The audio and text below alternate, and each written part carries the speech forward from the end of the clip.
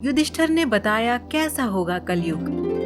दोस्तों, अभी तक हमने आपको अपनी कई वीडियोस के माध्यम से बताया है कि कलयुग कैसा होगा। आज की इस वीडियो में हम आपको बताने जा रहे हैं कि जब युधिष्ठिर ने बताया था कि कलयुग कैसा होगा। हस्तिनापुर की राजसभा में दुर्योधन के द्यूत में हारने के कारण पांडवों को 12 वर्ष का वनवास और 1 वर्ष का अज्ञातवास मिला था। जैसे तैसे वनवास खत्म होने के बाद जब पांडव अज्ञातवास के लिए एक ऐसी जगह की तलाश कर रहे थे जहां कोई उन्हें पहचान न पाए, उसी समय जंगल के ऊपर से गुजर रहे शनिदेव की नजर पांडवों पर पड़ी। उन्होंने उनकी परीक्षा लेने के बारे में सोचा और पता लगाना चाहा कि 5 पांडवों में से सबसे बुद्धिमान कौन है। ये जानने के लिए शनिदेव ने एक माया महल का निर्माण किया और इस महल के हर कोने में कुछ योजन की दूरी रखी।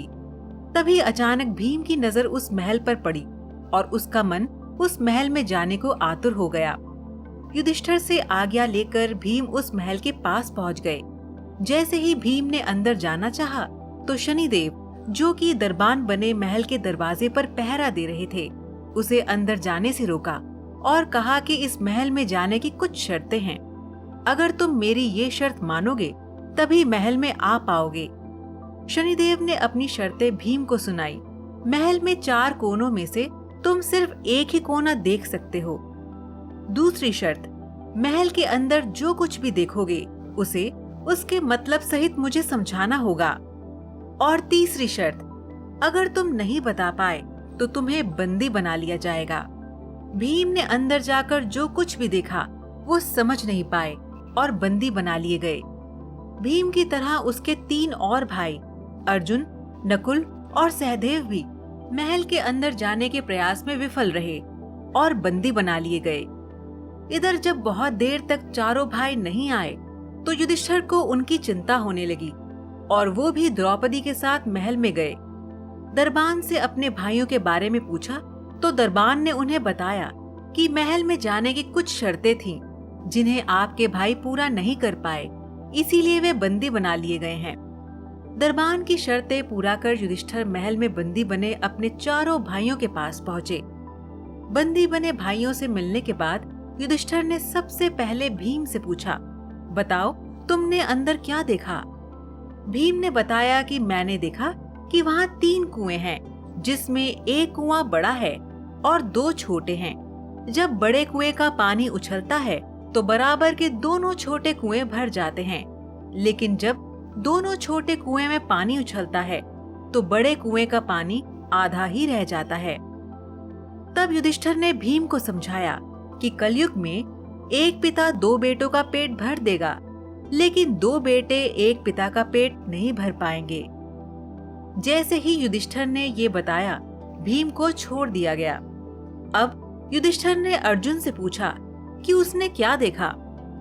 अर्जुन ने बताया कि एक खेत में एक तरफ मक्के की और दूसरी तरफ बाजरे की फसल उगी हुई है, लेकिन मक्के के पौधों से बाजरे का फल और बाजरे के पौधे से मक्के का फल निकल रहा है। तब युधिष्ठिर ने कहा, ये भी कलयुग में होने वाला है।